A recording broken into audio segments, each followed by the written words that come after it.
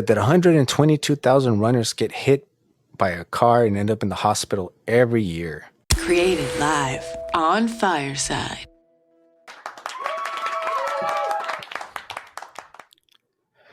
Hello, everybody, and welcome to Athletic Definition. My name is Coach Ray Z. It's been a rough week for the running community. Actually, the last couple weeks, it's been pretty tough. A lot of tragic news in the running community. In case you don't know, I am a huge runner. I love running, endurance athlete. And when I first started running, it was because I was depressed. I was going through a divorce. Running was like one of the few things that I could do to help bring my spirits up. Ever since then, to me, it became even better once I got in touch with the running community and got to meet a lot of people in the running community. Running has become a bigger sport for women. And so, of course, I know a lot of women runners. And a couple weeks ago, a Portland man who was trying to just raise awareness for healthcare workers, raise money, he decided to run across the country. And unfortunately, he got hit by a truck in Texas. And so his family decided to continue the run. I had never heard of him prior to this, but it's sad when someone is trying to do something for the positive and their life gets taken. Image that I have of the running bat symbol is basically, I think, a year or two ago when Ahmaud Arbery got killed just by racists because he was out for a run. And that's when I decided to make that call for the running community that I heard the message, and since I know a lot of runners, I felt that it would be, nice to try and unite and give my say of what we could try to do. This topic, though, with Eliza Fletcher, it's a really hot topic. A lot of people are kind of getting heated about it from what I've been reading in the comments, and understandably so. Running in general is safe. Kind of looking into it, there's a company called Road ID, and what it does is it puts your personal information on your wrist in case maybe you pass out, have a heat stroke, get hit by a car, anything like that, so that people will know who you are and that you could be easily identified, who to contact as well. The survey that I found that they did was back in 2016. It said that 122,000 runners get hit by a car and end up in the hospital every year. And then, in case you don't know, I recently got bit by a dog, and I was just out walking. I wasn't even out running. I looked into that. I've done a past show if you want to check it out. 4.5 million bites in the United States each year, with nearly one of those, I forget how many, get infected. So a lot of people also can get infected by dog bites. But when it comes to running and the safety, I think as I was looking into it more, the stats were pretty depressing. I read that about 67% of women feel unsafe while running, or have felt unsafe at one point or another, just depending on if you read in Runner's World or a couple other different sources that I got, compared to only 4% of guys feeling harassed while they're out running. I would say that I have been harassed, but nothing to the point where I've ever felt my life is in danger. I have had people just honk and pull over and say F you and all this stuff. And me doing boxing and jujitsu, I'm like, man, I wish one of them really would get down so I could beat them up. Maybe it goes viral and then they would learn their lesson and not go pick on runners, because we're all just out there trying to go for a run. And then reading more, it said that a lot of women get depression and feel anxiety. And some even have to change their routes. I read about this woman who just started running laps around her neighborhood. And I think that's sad, because if I could only run in one certain section because I was worried about running, I wouldn't enjoy running as much as I do. Part of running is being able to go out and trail running, see the view, run in the ocean, change it around, and get your mind off things instead of having to worry about your safety. So, me being a father, being a brother, having a mom, to me, it's very concerning. And some of the comments that I read, it's like, well, it was pretty dangerous for the time she was running, or she shouldn't have been wearing a sports bra. And really, as you can't, or everyone has a right to their own opinion, but as far as it doesn't really, victims shouldn't be blamed for what they're wearing or anything like that. She was a mother, a teacher, just trying to get her miles in. And I think it's very sad. So this show might be a little short because really it's not really about a show. It's just about some tips that I want to give that people can do. Some of the tips that I've been seeing aren't very useful. Some are. So the first one I wanted to talk about is, of course, I've kind of mentioned road ID. Road ID is one tip that you could use. And now the thing about it, I've never actually bought the product. I have a family who's law enforcement, and they kind of are careful with what they carry in their wallet because let's say you lose your wallet, you have your license in there, and you have pictures of your kids or your wife. Then whoever finds the wallet basically knows, well, this person has family, and they could get more malicious. But if you're running and you're kind of worried about it, the recommendation is to take that road ID and throw it so at least people can find it and know, well, this person was around there. So that's one thing you could do with the road ID, identify you and contact someone. The other one is running apps or apps in general. They could be used in many different ways. They could be used like Map My Run, Strava to track your running, and they have different features. So people could actually know where you're running and see you live, but you can make that private because you definitely don't want people, if you're concerned about your safety, to know exactly and be able to follow you step by step. And even they're mentioning maybe you should reconsider that when posting if you're giving your exact location of your favorite places to run. So the apps that you could use maybe is Find My Friends, and that way when you go out for a run, your friends know where you are at, but nobody else. If you do want to use one of those running apps, you can change the settings to make it private. There's features where people could do live tracking, but only give access to the people that you want to track you or that you let them know, hey, I'm going to go out for a run. And then that way they could actually know where you're at. I know when I was younger, I'd always tell my mom, why do I have to tell you? Why do I have to tell you where I'm going? I'm a guy. Nothing's going to happen to me. And when I was like in my 20s, I had a roommate, my cousin, and he left without saying anything. I really don't know where he went, and he got murdered. To this day, it's an unsolved. Since then, I changed my opinion of, hmm, like there's nothing wrong with telling people where you're going. There's nothing that way, at least. Hey, if I would have known where he's going or why he's going, then at least maybe that murder could be solved. But because I have no idea where he went, he didn't tell me, hey, I'm going to the store to buy beer or food, or they just basically found him shot like I think 8, 9 times in the car. And that's it. That's pretty much where it's at. I know some people think, oh, because I have money, I don't have to worry about that. I live in a rich neighborhood. If you follow any sort of media, recently, not too long ago, and it was an older man. I think they were called the Grandpa Robbers. They robbed Kim Kardashian, I think in London, because she was posting everywhere she was at. So they found it easy to rob her. It doesn't matter if you're rich or poor, being careful and mindful of what you're posting, when you're posting it. Even me as a guy, if I visit a restaurant and I want to put that I was there, I put it after I leave because you just never know. We're living in this day and age where the crime seems to be going up. So it's really about protecting yourself. And in no way, with what I'm saying, am I ever blaming the victim?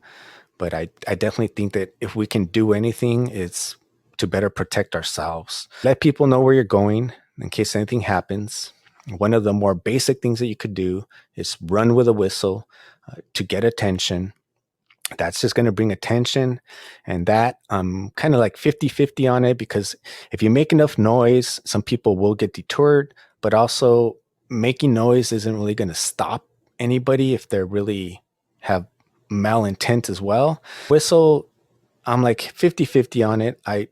I'll give you something else that I found that I think is better, but of course, situational awareness, knowing where you're going, staying away from running routes that have hedges or bushes where people could hide out. And I know sometimes, especially where I'm at with this heat wave, people are looking for shade, but be careful where you're running that people could just hop out of nowhere and be hiding there as well.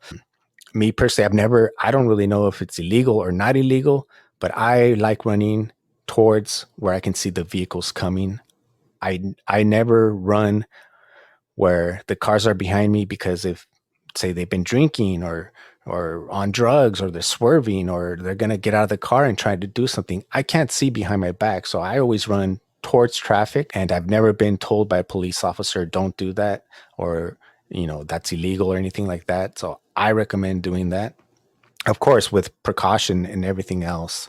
Music, I've done a bunch of music episodes on here about working out. It's sad that if people feel, and it is recommended, to lower the music or not to run with music. But if you like to run with music, I don't feel it because of other bad people in the world that you should have to change your ways. So one thing you could do is I run with my phone and I have the music playing, but not no earphones, so I can still hear music while running. The other thing you can do is just put one earphone on and have the other one without the earphone. That way you can still be more aware of your surroundings and what's going on. Running groups is something that's really popular, and I highly recommend them. If you could go run with a running group, I highly recommend it. Survey said that maybe about 40% of women feel a lot more safer when running in a running group. With that being said, every running group is different. Some of them are just really social clubs, and I'm part of many different running groups. Sometimes we'll go run at Griffith Park, which is a really large park near the Hollywood area, and I would pace. As a pacer, for me, when I did the pacing, especially when it comes to fall, it can get dark early. And if I was the back pacer, for me, the way I would feel is it's my responsibility to make sure that everybody who went on that run and is on that pace, nothing happens to them. So I would wait and make sure that everybody who was on that pace would be safe. Not every pacer is going to be like that. I've seen pacers where they're more concerned with their time as well. There's been times where I've gone running and it just got really, really dark. And I personally, because being a father, having sisters, I was running, it was really dark, and there was two ladies that I know. I don't even know if they know that I did this, but I purposely decided stop running for time and just run with them and keep them company till we get to the better area, because I would feel horrible if something did happen to them along the way, and just because I was more concerned with my time. There's many different running groups. Even when you go with a running group, some of them are very they have people along the way to make sure that you're safe, or they have pacers. Some of them don't. They're more social. So even with a running group, know what type of running group you're going to. This one is probably one of the things that I highly recommend. If you follow me on social media, you probably see me tag BJJ Runner. That's because I've been practicing Brazilian Jiu Jitsu for, I would say, over 5 years, and I'm a runner. So I tag BJJ Runner. To me, taking a self defense class, I feel that if anybody were to take Jiu Jitsu at least for 1 year, would have more knowledge than the average person. The average person doesn't know how to fight. And what happens is if you are not prepared when that situation arises, that's where you're just in total shock. And if you don't have some sort of plan, that's that's where it gets difficult. I never thought I was going to get bitten by a dog. When I got bitten by a dog, I didn't have a plan, and I was like a deer caught in headlights. I had no idea what to do, had no idea what information to ask for. Nothing, nothing. That's something you can definitely do. And when I say take a self defense class, don't just do it once. Like everything else, repetition. You have to be comfortable. Some women that I know that were running have put stories that they're only saying this because of what happened, and that they were attempted kidnapped, and that they didn't feel safe anymore, and that they didn't feel strong, and that they felt no confidence. Martial arts is an excellent way to build back your confidence. Even then, you still have to be smart about it. You can't think you're Superman or Superwoman. I've had one of the first Brazilian black belts on here, who's also the first kettlebell teacher in the United States, Steve Maxwell. And he on that episode, he talks about how he saw that they were trying to trap him to rob him. And the smart thing to do was to go into a hotel, wait in the hotel, talk to the people until those people left. Even if you're a black belt in Brazilian Jiu Jitsu or any other martial arts, being smart about it. And that's where situational awareness, if he didn't see the people in front of him, if he was just looking at his cell phone the whole time, then that's when things could happen. I know some people won't take self defense classes. So for those people that won't take self defense classes, I saw different things on the internet for self protection. One of them, I think it's called Cat Claw. The version that I saw was kind of flimsy. I didn't really like it. I don't really think it would help you. One is because some of it, it's basically like punching. And unless you have any idea of how to punch, that cat claw is going to hurt someone, but it's not really going to deter them. One of the things that they were advertising it is to get the DNA. That way the person could be found. Well, that's great to get the DNA, but the main point is for you to survive. So getting the DNA to me is not enough. So there's this thing called Defender Ring. There's different versions of them. There's one that it's just kind of sticking out the whole time, and then you just kind of lift the little plastic. That one, I like it, but I think through each state you have to check to see if it's legal. The blade didn't look too big, but it was pretty long.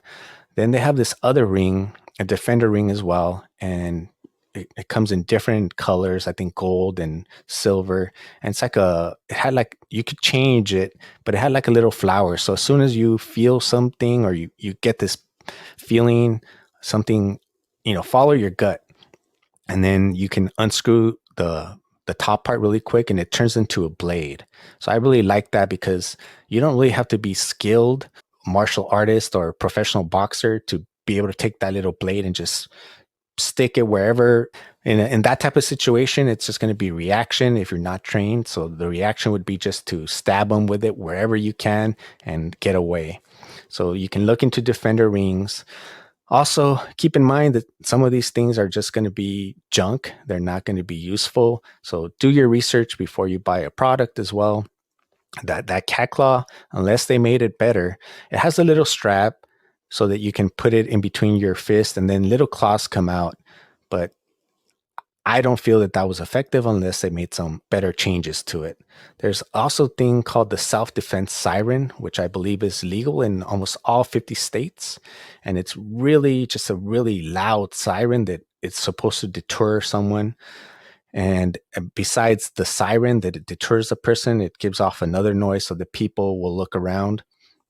The thing is now with society, how many times have we seen where that's why the whistle thing, I'm not quite sure about the whistle. How many times have we seen where people just pull out a cell phone and all they do is record what's going on instead of helping? Even with that, the siren, I like it better because it's hurting the attacker and you just don't know who's going to be there. A lot of people don't want to get involved. A lot of people are just going to pull out their cell phone and be like, I'll record it.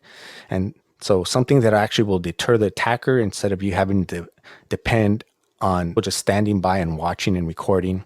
Although I saw, I think it was during daylight, another runner who was attacked and she was able to get away because people helped her out. But these attacks can come at any time of day. Some people were saying because of the time.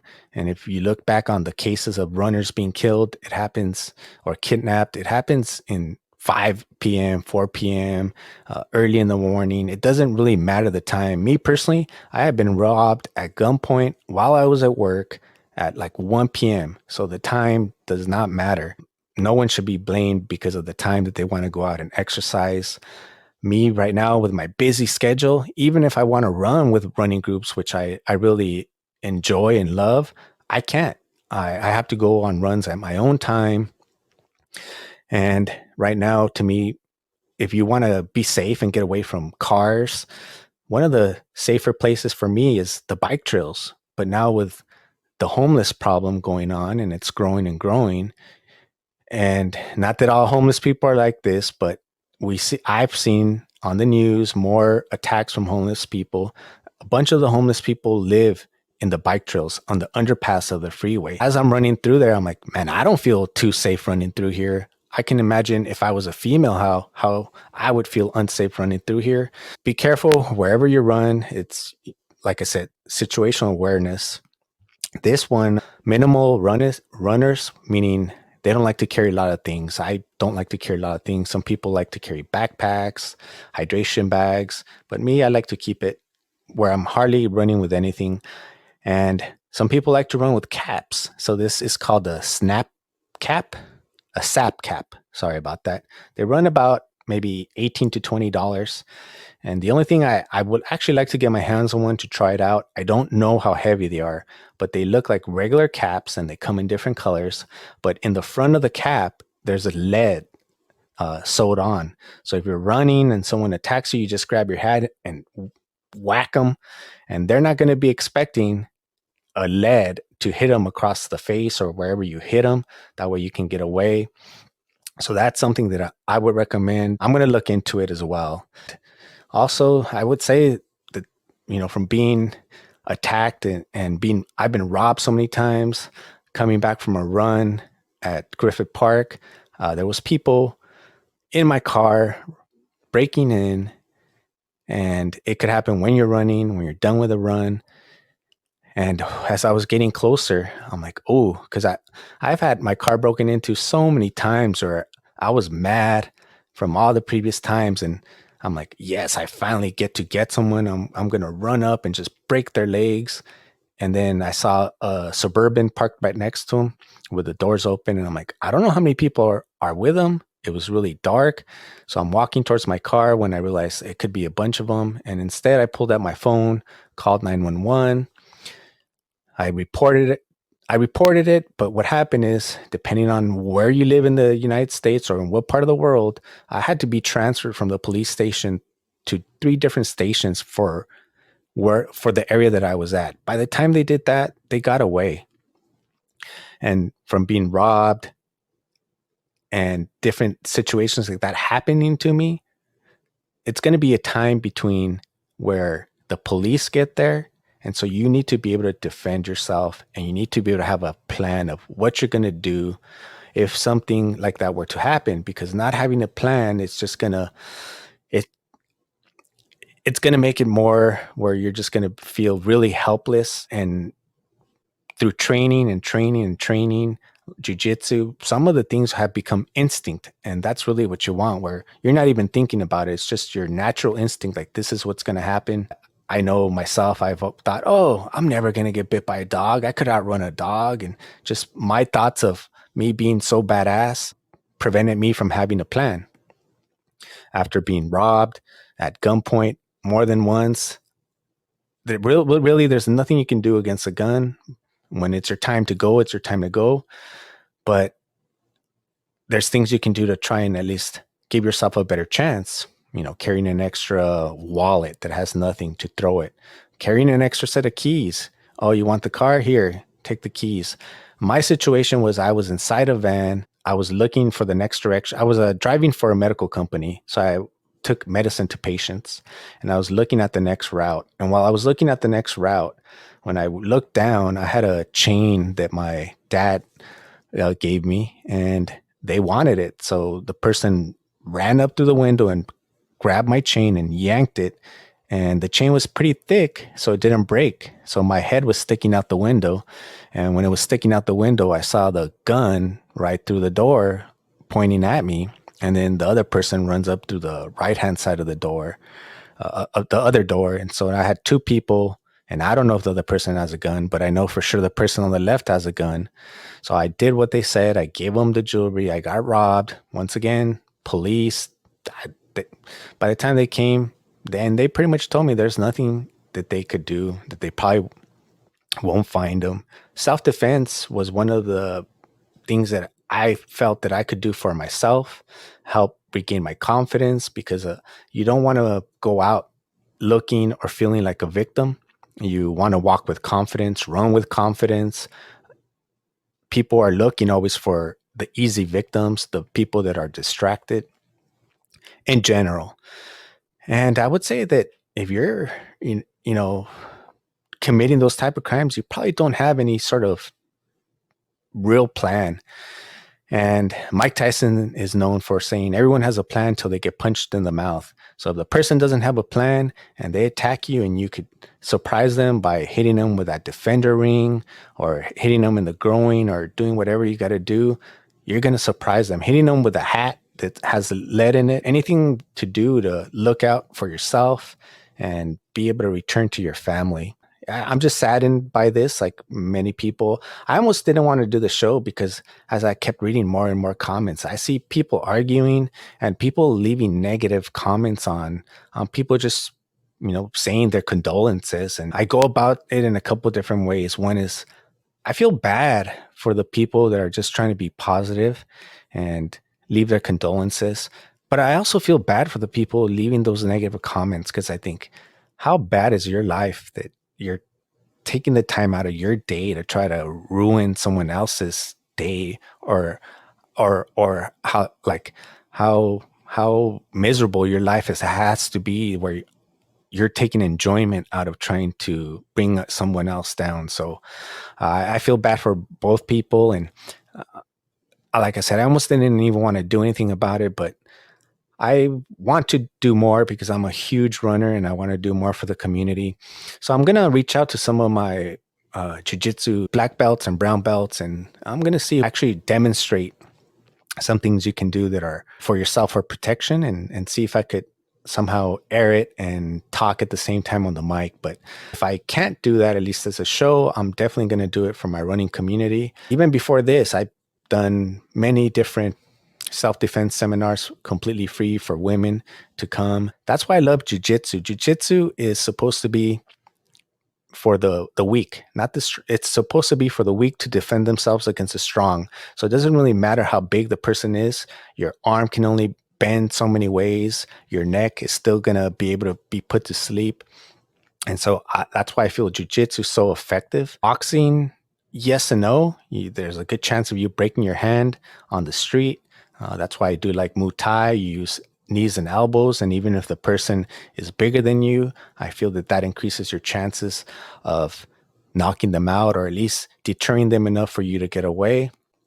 If you have a smartwatch type of watch, that this one I have, I pay for a separate line of phone in case there's an emergency, and I wouldn't hesitate to, if you feel you're in danger, to use it to call someone and say, "Hey, I'm being followed, or there's something wrong," and talk to them, or just have it on while you get through that area. And if something happens, you don't have to waste time dialing. And then especially with Siri, where you could be like, "Hey Siri, call," have your, see, it was about to go off because I said, "Hey Siri," have your list of your immediate dials, emergency. And there was one more product that I saw and I thought it was really effective and I liked it, mace. But this mace, when you spray it, it takes a picture of your attacker, and then it sends a picture. It starts making a noise, and then the picture gets sent to the police, and it sends your GSP location to the police. So then when you get attacked, you could spray them. If you've ever dealt with mace or pepper spray, it could leave there's some specifically that will leave like paint on people, so it's easy to identify if in case they try and wash it off.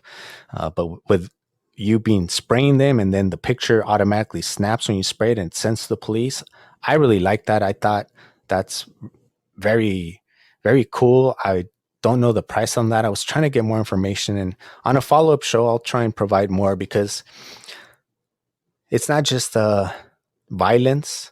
It's also just, as I mentioned, getting hit by car bites and everything else. We've seen senseless crimes and running in many different times, and I wish I could say that, oh, it's going to stop, but it's part of our reality. Since the beginning of time, there's been murder. It's going to keep happening. So the only thing we can do is try to reduce it as much as we can, and try to be able to get ourselves safely to our family and our loved ones, and really just be able to take care of ourselves, and be able to go run a different day or another day.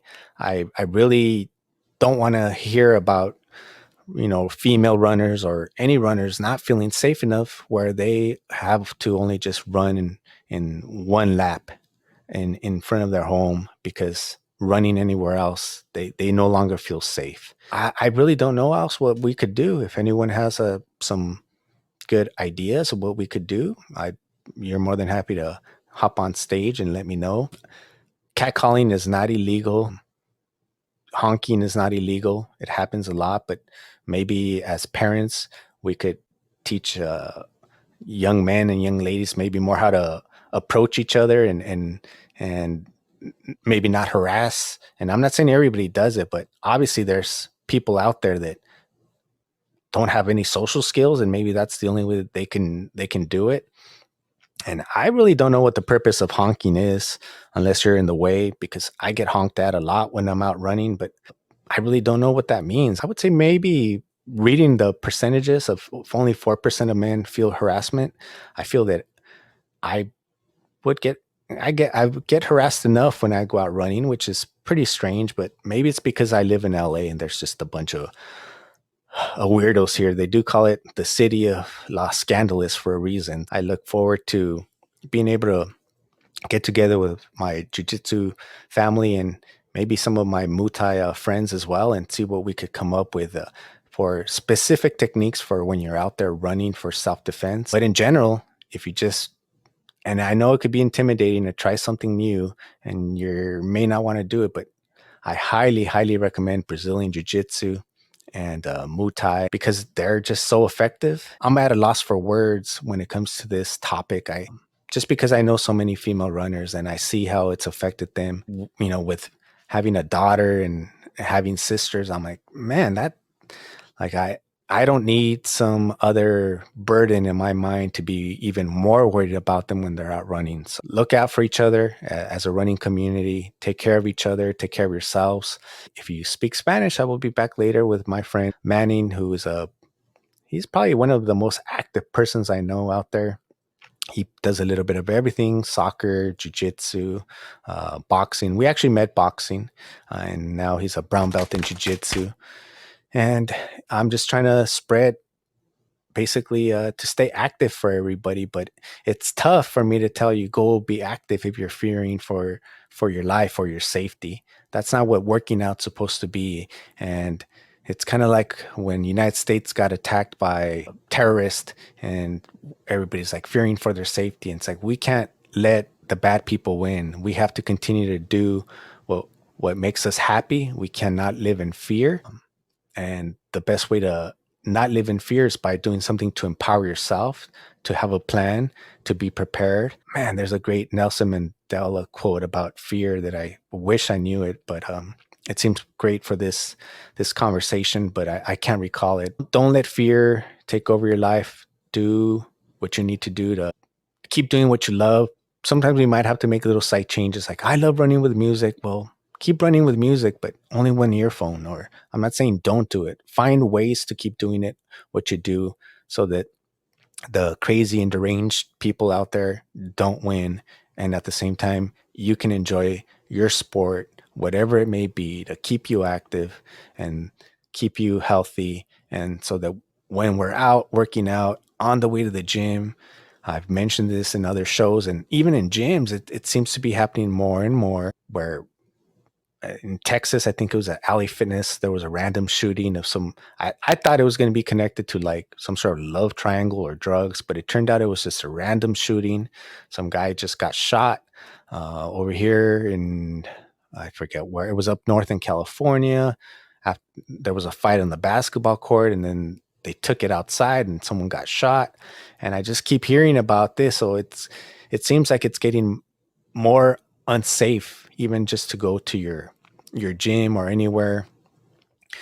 But that's why being aware, I've said this many times, so I feel sometimes like I'm repeating myself. When you're walking to a gym, if you feel safer running on a treadmill, don't walk inside the gym or leave the gym with your head down, just straight looking at your cell phone.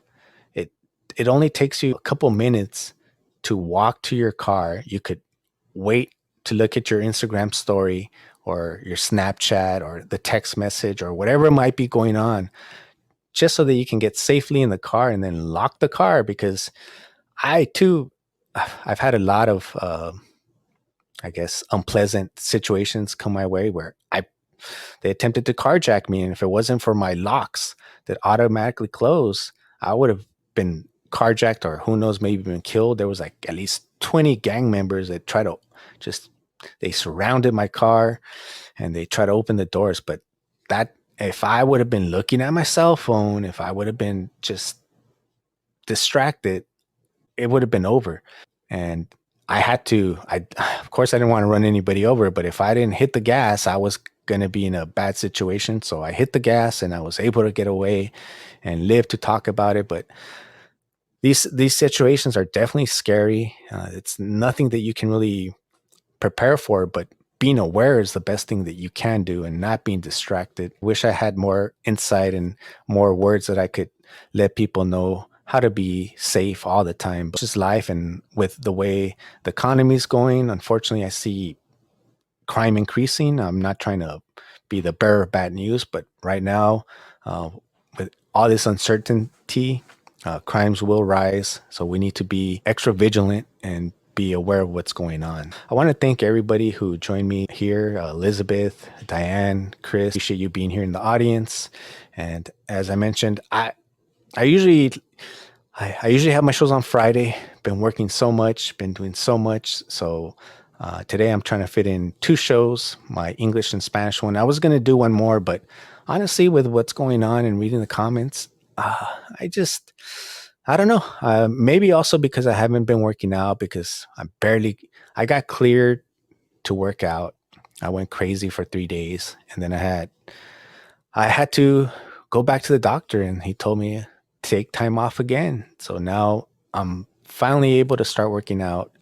I was so excited. I was going to run Lake Tahoe Triple this year, marathon, and I know I could run it without training, um, but I'm not going to. I'm sad to say I'm not going to run it this year. I know I could get it out, but at this point, it's not about that. It's for me personally. I've changed the way I want to do it. To me, it's about bettering and improving the time that I previously had. So I'm definitely working on lowering the time. So I plan to go back next year and demolish the times that I had, 2019, because of the pandemic, and then because of a fire last year, and then this year because of being bit by a dog.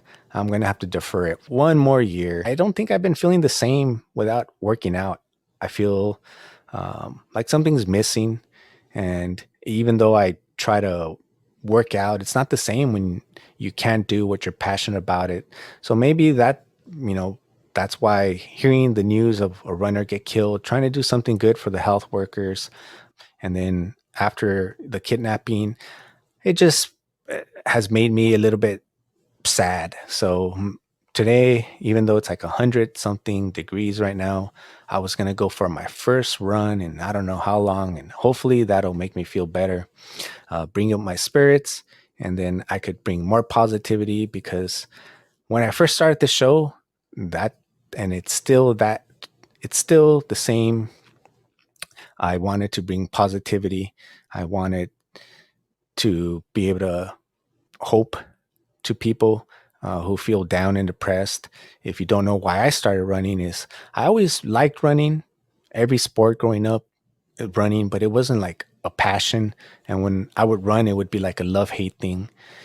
And then I did a race and I really liked the thrill of the finish line. So I was like most people, I liked the whole event, but I didn't like training for it. But because I boxed this professional boxer. It was not a sanctioned fight. It was just sparring. And he told me that he was just like me up until he started taking his road work seriously and that his boxing improved big time. And then after he told me that, I started taking running more serious. And then from there, kind of just, I would say now is a complete love. But it was because of boxing and a boxer that told me, hey, you need to take your road work serious. And that's what really kind of changed my mind about running and taking it more seriously. And now it's to the point where, like, if I don't run, I feel like a part of me is missing. With all the sadness in the running community, I definitely need to go for a run. So I will hopefully be in better spirits by the time the second show comes around. My condolences to the Fletcher family, her kids, and everybody else. And the little symbol that I have in the background of, it's like the bat sign. That one I did a couple years ago. when Ahmaud Aubrey got killed, just because just he was out for a run, and so there was a like a run in memory of him, and I took part of that run, and they're doing the same thing for Miss Fletcher. There's a run. There's no cost. You can run it at any time you want. There's free registration. You can, I think, go to Runner's World, and if you're a female, you can wear the same thing she was wearing, and they're gonna basically finish her last run. So that's something you can take part of. And you don't even have to register to honor her memory or anything like that. But if you're interested in doing that, that's what I see the running community doing. There's no registration fee. And from what I was reading, it's not about selling you anything or anything like that. It's just basically as a tribute. So if you want to do something, that's something you could take part on.